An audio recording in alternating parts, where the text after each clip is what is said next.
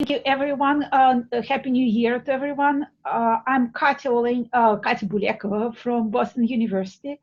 And here at Boston University, we have a research facilitation application group that consists of 8 people. And we, at Boston University, we support about 3,500 users who use our cluster. And we've been trying to figure out how to deal with consistently increasing number of tickets and emails that come our way. To give you a sense of this increases, it doubles every other year. So we, every other year we get twice as many questions as we had before. And we have, there are no plans on adding people to our group.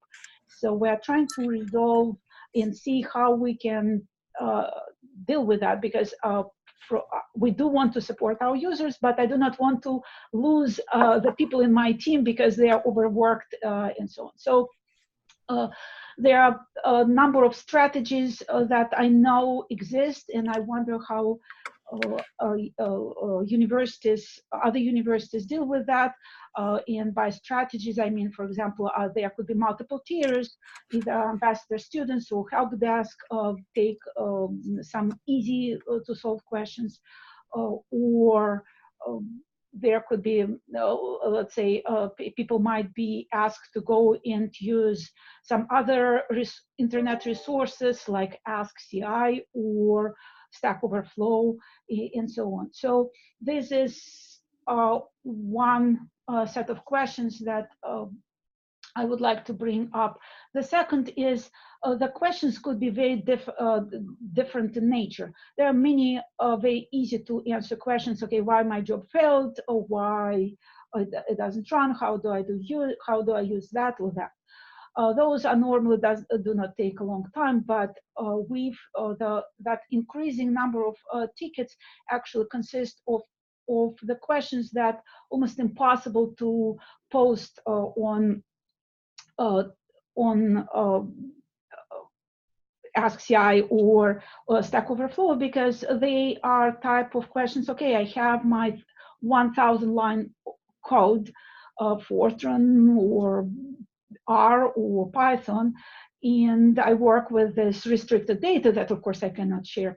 And my program fails, or it uses too much memory, or it takes too long. Can you help me with that? And those type of questions very often can take either multiple days or sometimes months to help user to optimize the code, to benchmark, to rewrite sometimes, and so on. So how other universities deal with that questions? Do they have some sort of, okay, I can help you for a couple of hours, give you some suggestions, and you do that, or you actually go and help with code rewriting, or you say, no, we don't have resources. And the third set of questions I have with that relate to how you encourage users to acknowledge the work that has been done. So you can spend days or months, or sometimes it's a years-long projects.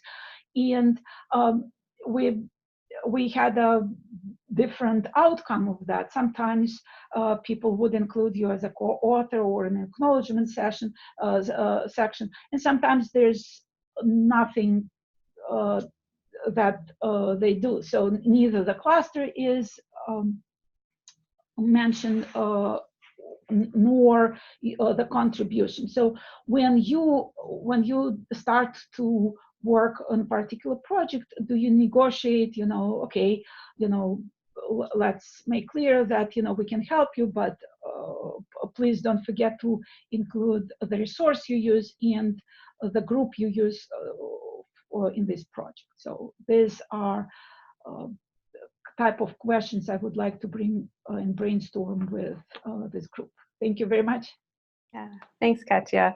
So just to quickly summarize, our topic today is support and how to offer it well. And so we have 3 questions. One is, how do you handle a large volume of questions, especially as it seems to only increase. How do you prioritize work that you do, especially if you don't know how long it may take or that kind of thing? And then how to get credit for the work you do. What are some strategies? So if there's one of those questions you really feel on fire about, please definitely pop into the Google Doc. I think that's where we'll try to keep people's notes and ideas, and put in some notes and put your name by it so we can actually call on you and have you share. And so we'll start with the first question, but if you have like a great answer for the third one, go ahead and write that in as well, and we'll get to that a little bit later in the call. And definitely any solutions that your team, your center has used for addressing having lots and lots of tickets. Please go ahead and start filling those in. And I'm going to call on Jana first, because she's first in the notes, to share a little bit about what she described there. Hey, Kristina. Yes. So we had a big project this year of moving from Moab as a scheduler to Slurm as a scheduler. Our team's very, the number of users we support is over 1,000, and our team doing direct support at that time was 2 FTEs. And so we had a lot of territory to cover, and we didn't have the bandwidth to hold everybody's hand. So we really spent a lot of time writing documentation.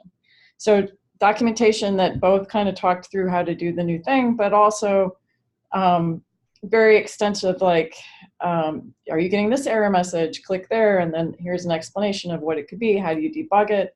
So explanations in a more meta sense, and then also video.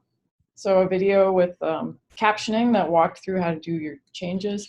And I was really surprised, because the day of the change, we were kind of like all hands on deck expecting a huge deluge, but what really turned out was that our users are used to solving their problems. So for many of them, they went ahead and they Googled, and they found the documentation, and we had a tremendous number of hits on our documentation and very few tickets. So for that specific instance where we had a problem that needed to be addressed by everyone, and that where we had targeted documentation we could write, I was just really surprised by how much the community here stepped up and worked through the documentation to resolve their issues. Yeah, that's great, Jana. Could you speak a little about the time investment? How long did it take, do you think, to put together that documentation? And how did you make that work, given that you still have ongoing support? Yeah. So with this particular project, since it was a big project, I was able to push, our team kind of made room for it. The documentation took a while to write, because it's easy to write. It's easy for me to write kind of technical documentation, but documentation that's accessible and makes sense. So we divided out the topics, we would write the documentation, and then read each other's documentation and make corrections to make sure it was smooth and made sense. But it was a big time commitment. There's definitely documentation I wish I had time to write today that I don't. I mean, you're really right. You have to carve out that time to make it happen. Yeah, it's a challenge.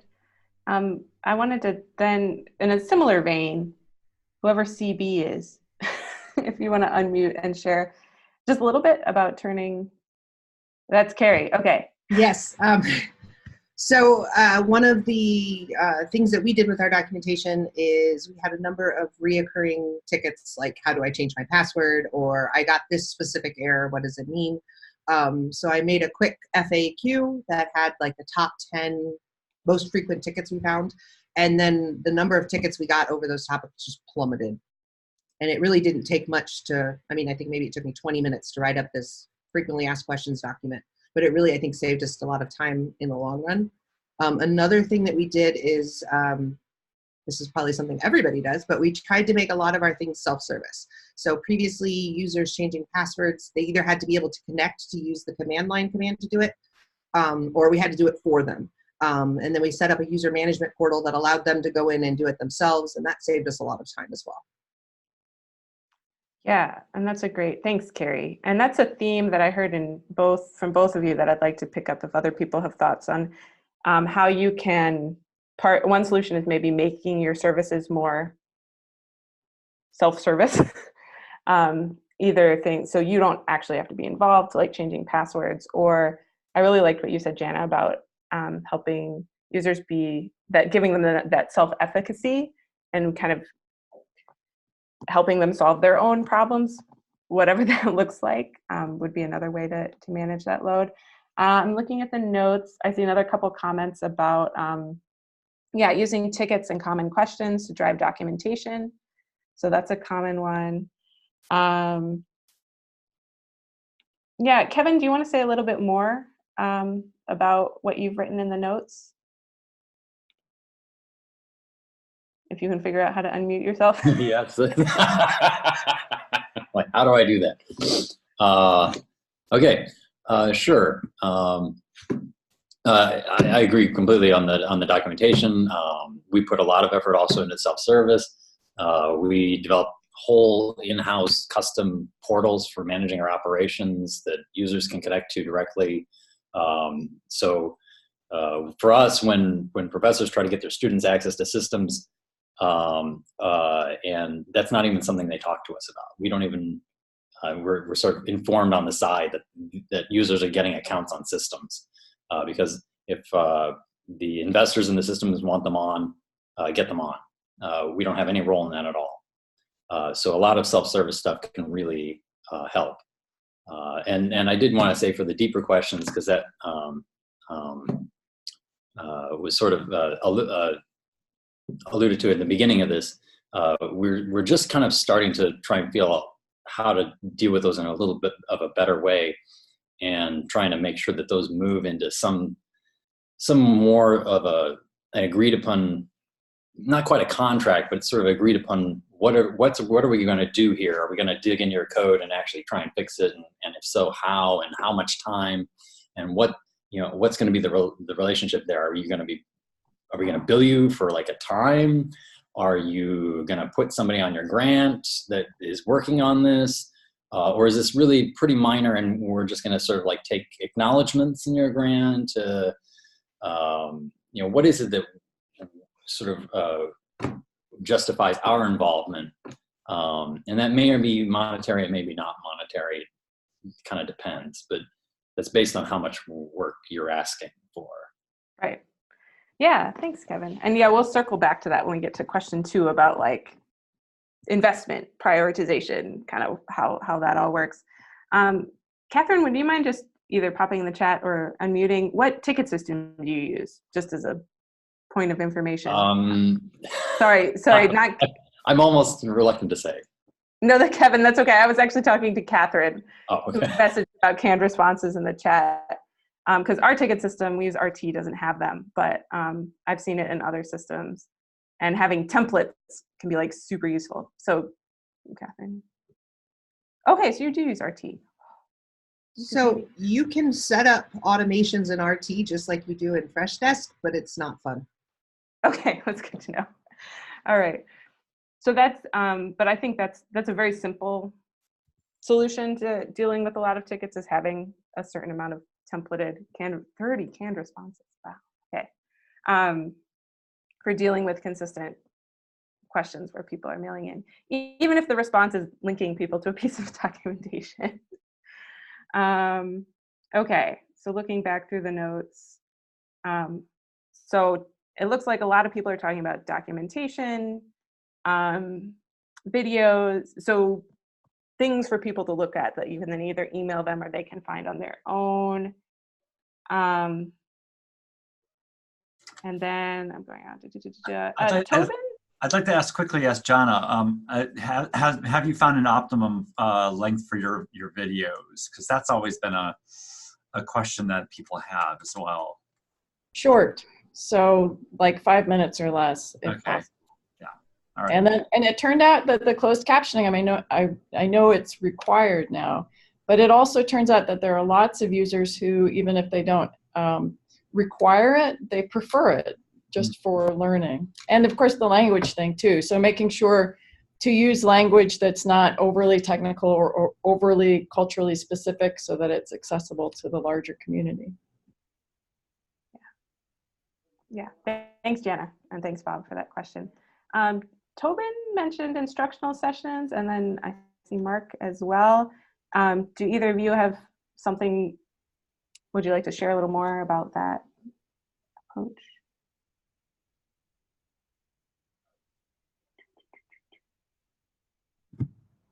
Hello? Yes. Hi. Sorry. I have a new audio setup, so I'm trying to get used to it. So I think depending on the level of sophistication of the user, sometimes the help documentation might also not be useful to them. So some people need a little bit more like, here's how all of it fits into the big picture. So if you can run through the entire process in an in-person instruction session or an online instruction session, that helps some people. Right. So a little bit of an orientation kind of thing. Okay, cool. I'll ask. Can I just say, yeah. Toby's absolutely right. We have the same exact problem. We've seen that too. Documentation can be too technical for people that are just starting out. Yeah. So let's talk a little bit about some other solutions then. And again, these are all kind of side things, not directly dealing with tickets, but that seems to be where a lot of these solutions are going to be, is building in structures where you're helping people answer their own questions or that kind of thing. So you don't have to do quite as much. Lauren, you want to talk a little bit about onboarding and in-person work? Sure. One of the things that we do at Wisconsin that tends to be fairly distinct is that we meet with everybody who requests a new account, which allows us to tackle what is usually numerous misunderstandings or knowledge gaps or something that might later be a barrier where that person would have to ask us for help, or worse, wouldn't even ask for help and would maybe not use our services. So it amplifies and accelerates our impact on their work. And it has the secondary benefit of giving us a lot of touch so that we can better inform our guides and encourage self-sufficiency on some of those things that then we no longer have to be worrying about tackling as potential knowledge gaps in that discussion.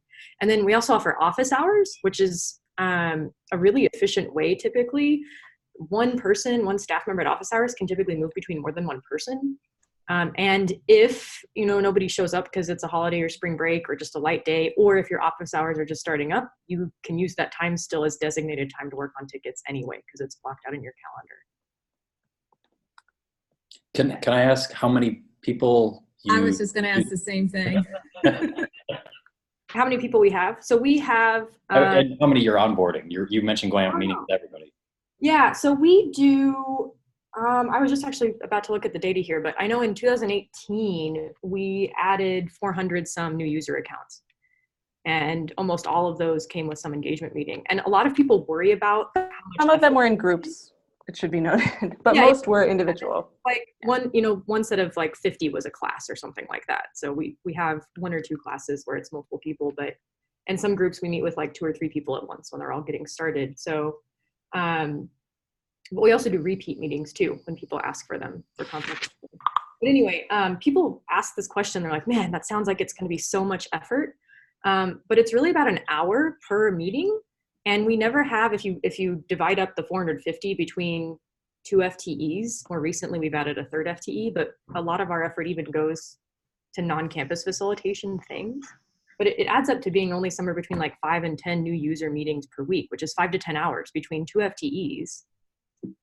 It's really, really well worth it. And I would even compare that to like, if we put in a ton of effort on having lots of specialized trainings, where some of those trainings only have 2 or 3 people show up, I could have spent maybe 2 hours, one with each of those people who showed up, and had a little more impact than a sort of generalized training by talking them personalized with giving them personalized tips. So I think it's less about reducing your total effort and more about maximizing the impact of the effort you put forth. So there's more benefit per the effort that you put in. As someone in So, Wisconsin. I'm sorry, I had a question. Is it all face-to-face or, sorry, this is Anita Schwartz from the university. Yeah, go ahead. Talked about the same concepts of these office hours. Has anybody in the group used remote, like Zoom office hours or anything like that? Can you tell me about your success rate with that? Because I think I had more success rate with Zoom calls, at least with graduate students and things like that, to get them to be engaged. So I'm just curious Yeah, so because we meet with everybody, that's an option we automatically use in that new engagement or new user consultation, because some people are offsite collaborators or they're on sabbatical or they're visiting another university for the summer or something. So we do use virtual. We don't do virtual as an integrated part of our office hours, in part because since we've already met with people and established this sort of personal relationship, they can feel comfortable asking us for a one-to-one meeting. Or we may even suggest that if we think that office hours isn't going to be the right place where we can really focus and give their discussion enough time in some cases. And so again, then we, virtual meetings are completely a possibility versus having to meet in person. If I can follow on to the office hours idea, I forgot to mention, we do also do coffee hours, which is a similar idea, but we flip it and we go to places on campus that are located near where we have large amounts of users. And we set up in coffee shops in the afternoon for drop-ins. That's a cool idea. How is that? Have people picked it up? Oh yes, it's very popular. In fact, popular. this month I'm trying to add a 4th day. So we'll be doing that 4 days a week in different Wow. places on campus. That's Kevin, super can you cool. remind me how many people you have? Because I know that I've talked to Purdue on many, many occasions about the coffee hours, and just was wondering about how many people you guys have on staff to support that.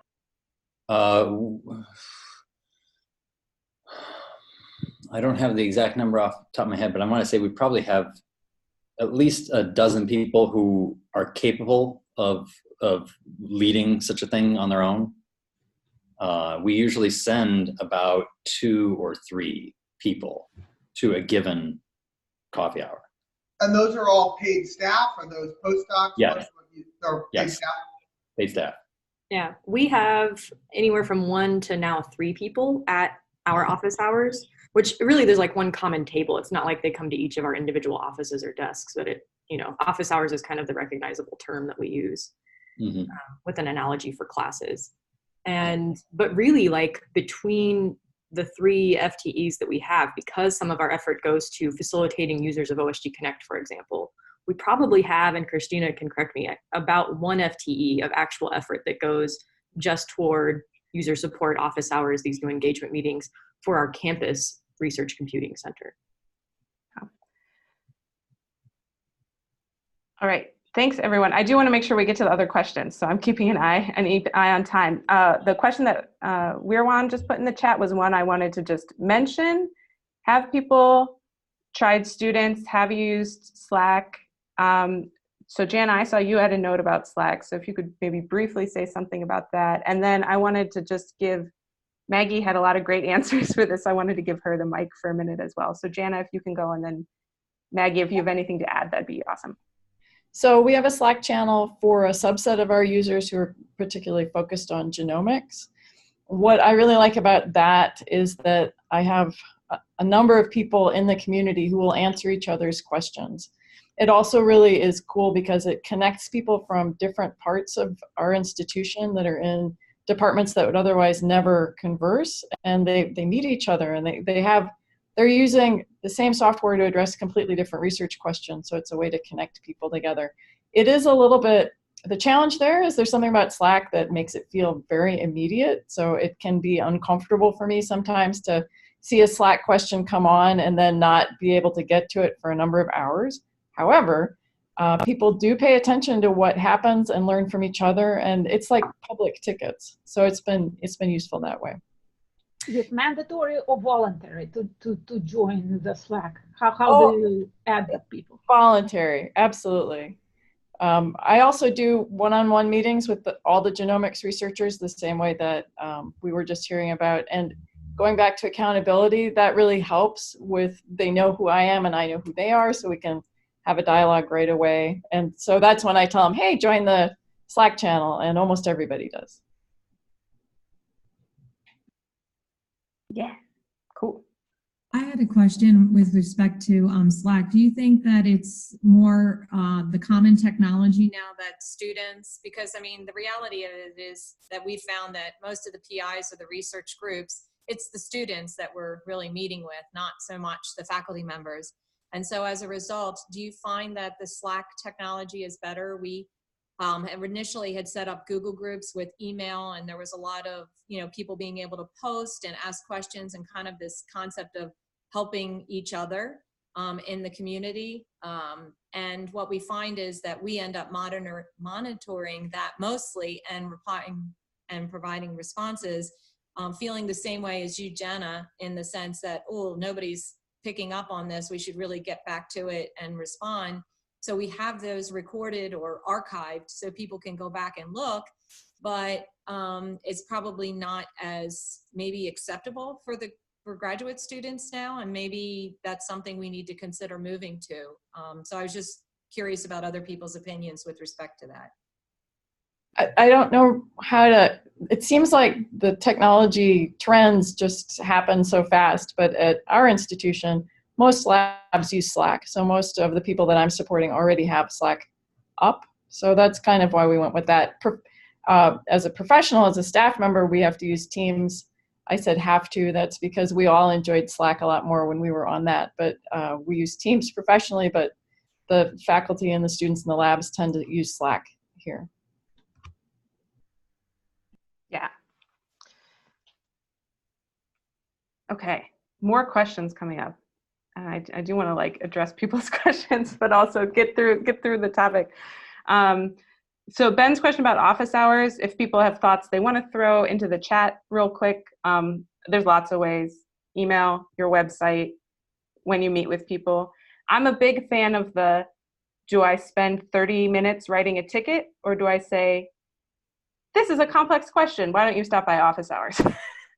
So that redirect, I think, saves me a lot of time in writing tickets sometimes. So,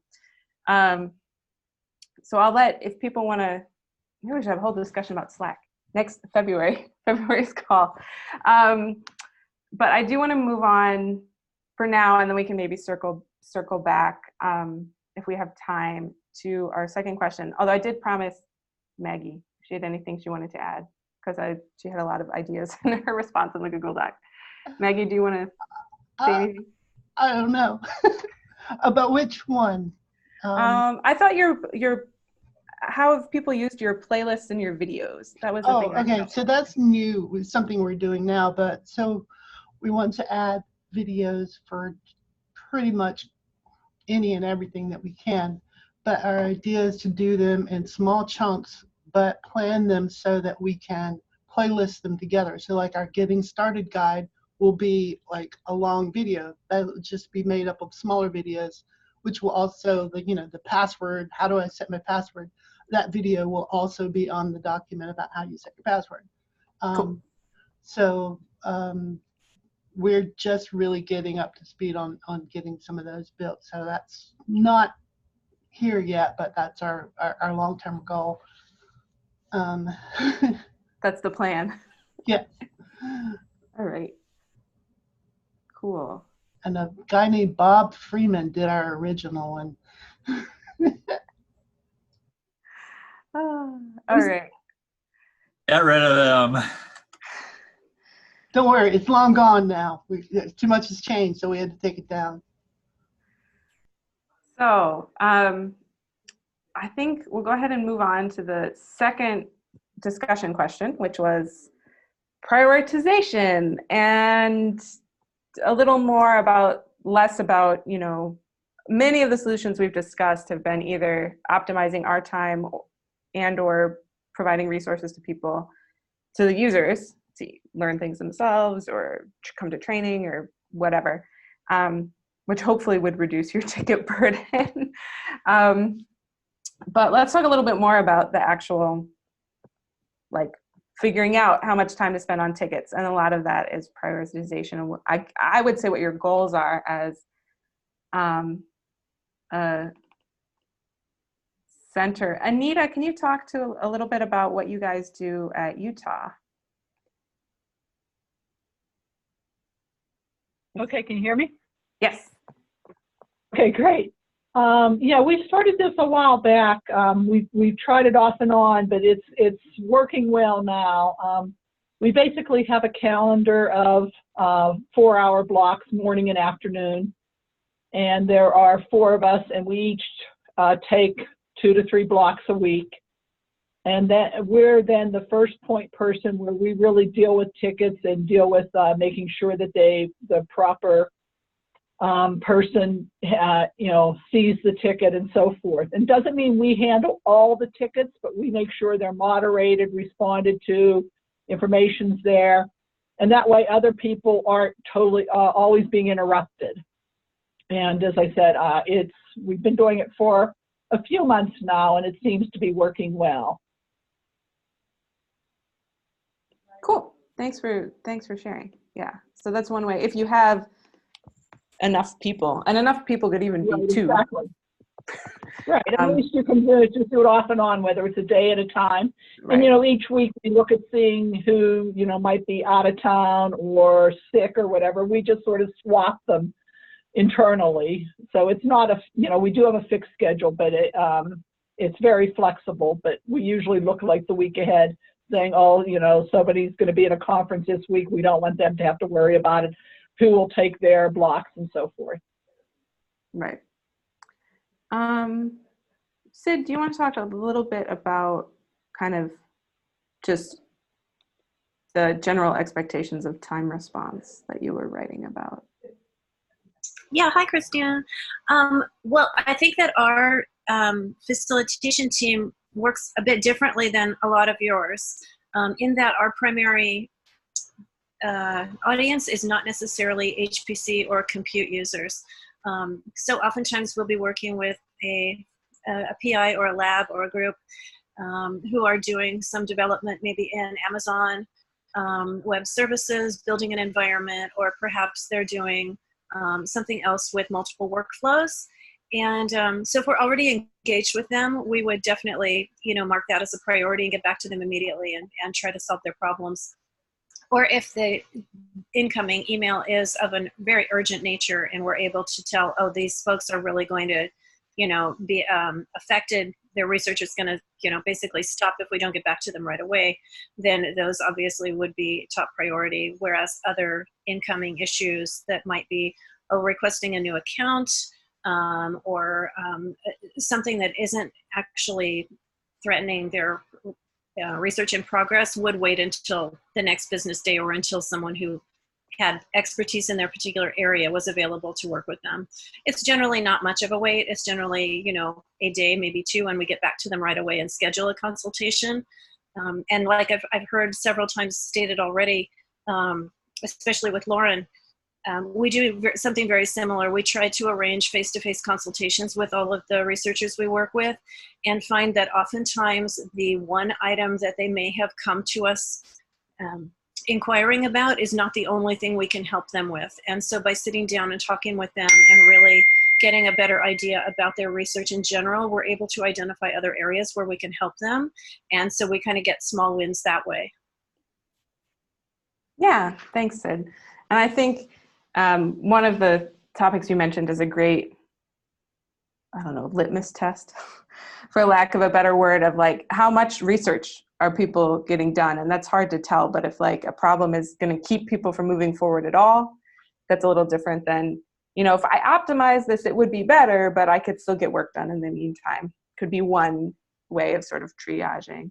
Exactly. And one thing Claire always, stresses when we're working with researchers or even when we're reporting our metrics up the chain, so to speak, is, our goal is to move research forward. And if we're not doing that, then we're not being effective in our job. So that's what our first and foremost goal is always to do. Yeah.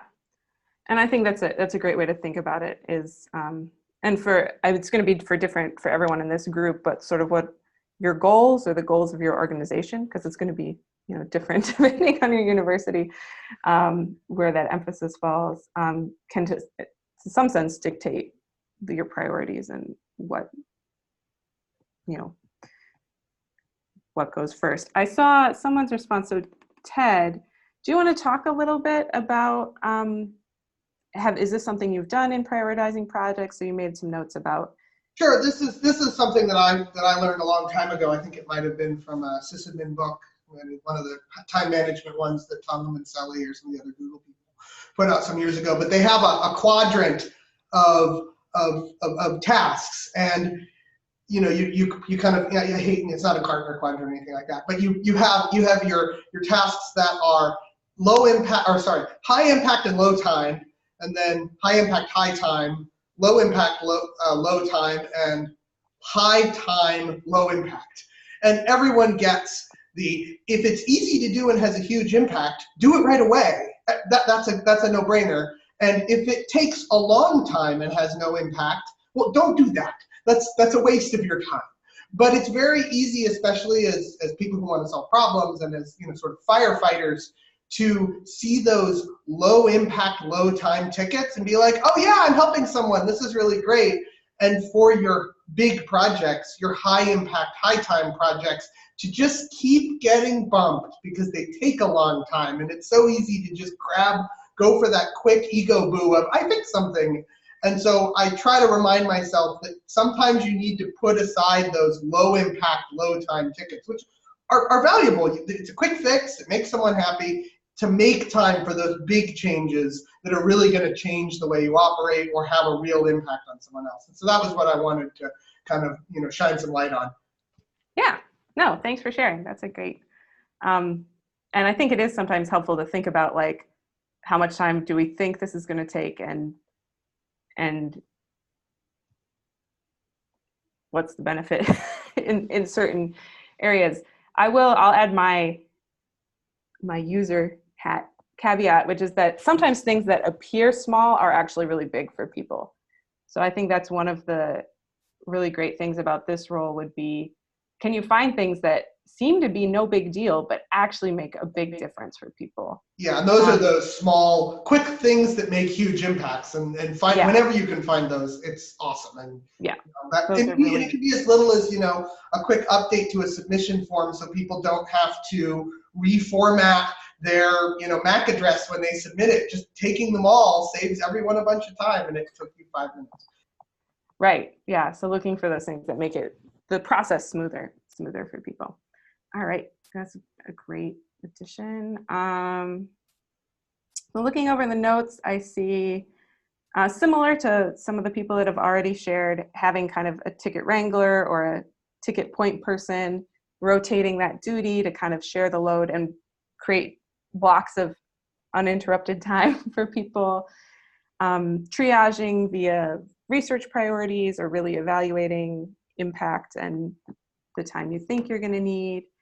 Is there anything else that I've missed or that anybody would like to add? Can Erin talk about, there was somebody in the notes and then also in the chat about what is the reference to do not have root, but that helps with triage. So I'm assuming they're talking about root access at the system level.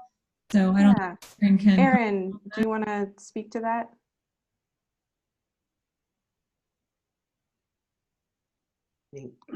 Could you repeat the question, please? I think in the notes it says the facilitators do not have root, so that helps with triage. And there's a couple people that have asked in the chat and also commented in the document, what does that mean? Is the root access based on not having root system access, and therefore that somehow helps with your process because people can't, the facilitators can't do something at the system level and they have to pass it on to somebody else? Can you expand upon that? Well, we are all part of the ServiceNow, you know, we all kind of check it, the whole team. So it's usually, we kind of really know, you know, which tickets we need to take or not. So I think what we're focusing more on, you know, the facilitator kind of tickets, but there are a lot of tickets that you can't tell, right? You're not quite sure what the problem is. You kind of suspect that you need a sysadmin with root access to go and check things, but you don't know. So at least it helps, you know, with the, oh, they're going to do that versus, oh, I can really help with this. And so I can answer that. Yeah. So Erin, you're talking about triage within the team, like who gets which tickets. Yes. And so it's sometimes clear, like, oh, you need root access for this. So that would be someone else. And but sometimes it's not clear, but yeah, you know, you know, as I like the quadrant too, but then there's like another quadrant behind it and another behind it. It's like this 3-dimensional, you know, thing. Okay. I want to start. So we've had, these are some great answers, I think, about prioritizing. I think Katia's original question was a little bit included examples like, you know, when do you decide to like help a group optimize their code, or really take maybe more of an active role in developing a pipeline for a particular project. And if anyone can really speak to, if there's one or two people that could say a little bit about that, is that something you've done? How do you decide? At what level is that decision made? Because I think that would be, it would be valuable to hear maybe one or two perspectives. If there's someone who could just indicate in the chat that you're willing to speak about that. So we don't have a free for all. I mentioned it earlier a little bit. Oh yeah, Kevin, go ahead. Just that we ended up spinning up a different team focused on midterm engagements, which are, you know, could be, you know, a week or two, or it could be, you know, indefinitely. You're written into a grant and you're part of that grant staff now, even though you continue to work for us. Okay. So you built kind of a specific structure around that. And yeah. There's a sliding scale of there's a whole range of what that might look like and what we would expect in terms of, you know, financial compensation for the time, or maybe just, you know, an acknowledgement, or maybe some other contribution in some way. We're a little flexible on negotiating. Yeah, but there's some kind of formal structure there. Yeah. Yeah. Okay, cool. Anyone else that wants to just briefly touch on their experience in that kind of space of more formal collaboration, or where effort goes? I will say you have to be ready for those to come in as tickets. They'll just come in as a question, and then you'll gradually figure out this is not that. Right, and then it needs to be kind of elevated to the next thing. Yeah, Dirk, go ahead. Can you hear me? Yes. So yeah, that's always a contentious thing. How much time do you spend? But I will almost always give someone an hour. I will schedule a meeting with someone and they'll come in and maybe they're asking a question, but it amazes me how much I can push them in the right direction in about an hour's worth of time. I've debugged code, I've written submission scripts. I mean, I'll do anything that they want in an hour. And then I might follow up with a second hour of help, but then I always make it clear that that's as far as it's going to go unless they have a formal, although we do log, well, we did, I don't work there anymore, but we did log all those hours so that we knew who we were helping. And I think, honestly, that little bit of kickstart helped, you know, I would say 80% of our users, and that's all they really needed. So yeah, it was a lot of work, but it had high impact as well. And so I didn't mind doing it. Yeah, great. Thanks, Dirk. That's a really great example of a process with some clear boundaries so that you kind of know when to escalate. Elisa. Oh, hi. Yeah, so in our case, when I have a question from the user, so, you know, sometimes it looks like very simple. You know, I just want, say, 100 terabytes of storage. And then I look at it and said, you know, I have to ask the PI why he needs that much. And then, you know, what's the goal? And then I found out, you know, there are so many things that, you know, he may actually not be aware of. And then I actually have to go to all the websites to put all the picture together because, you know, they are scientists. They don't, you know, understand all the intricate connections, you know, in the back end. So I have to do a lot of research, and then I have to go back and then started doing the, you know, coordination and stuff. That's more than, you know, just a simple answer. So those things I kind of take on my own. And then there are questions from PI that's very straightforward and say, you know, I need something for this grant. And then I look at it. I have to spend a lot of time, and sometimes, you know, like then they would put me in the grant, just as a technical person. And then there are also other departments, they know what I know, and then they would just go to, my managers and say, I want Alyssa's help. And then here is a chunk of money to secure her time on our project. So I end up, assigned to specific projects that I actually have to, oversee. So those the things, but then there's really not enough of me to cover everybody. So I try to work, with our system groups, with libraries, then just to delegate as much as I can. Mm-hmm. Yeah, thanks, Elisa. So yeah, there's a different ways that this can happen. I like your mention of delegating things. I think that's the more connections you have, the better. One thing I think Elisa was alluding to that we've run into some trouble with.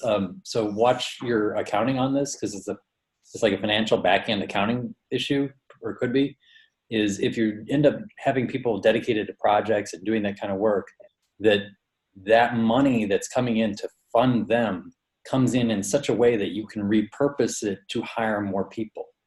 That may seem obvious, but depending on your organization and their accounting practices, watch out. Okay, thanks, Kevin. We're getting close to the end, and I want to make sure we wrap up on time. So I want to give Anita a quick chance to talk a little bit, because it sounds like they have some I don't limits know if in people have place. seen Ian Patrick, I guess, say he started a group where he was doing more for software development from Princeton, and that was a separate group, I guess, more like the effort that some other people like Kevin has talked about. I think, our motto is more that we're supposed to make other people successful. And so we still try to help everybody no matter what. So again, on the lines that some of the other people have said, we try to at least listen to what they have, provide them with some input and about how they might take their code and look at it to get it to work better, or to debug it, or to set them in the right direction. And that seems to be helpful with the limited resources that we have. But yes, I think it's really complicated, and we would like to try to do things like that, to be able to hire people to do that, assign them to projects, and to be able to do that. So that's being investigated right now by a whole nother effort outside of the support group, the facilitator group. Okay, thanks, Anita.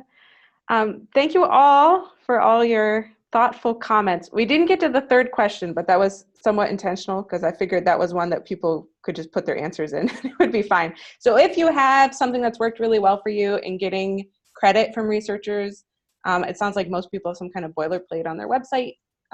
Put your answers there and then check it out at the end of this call. And I'm going to hand it over to Jan to wrap up. So thank you so much, Kristina and Katia, for leading this conversation today. Handling support requests, I'm actually super excited. I think that a lot of the things that we saw today that people suggested could be future topics. And so in that vein, we have a topics document. Just want to encourage people to swing over there and upvote topics you want to see, or if there are topics that came up today that you'd like to have additional conversation around, please go ahead and put that in our document. If you haven't signed in, please go ahead and do that now so we can have a record of who is here today. This call was recorded. We will be sending out a link so that if you want to share it with people who were unable to attend today or see it again, you're welcome to do that. Our next call is set for February 13th.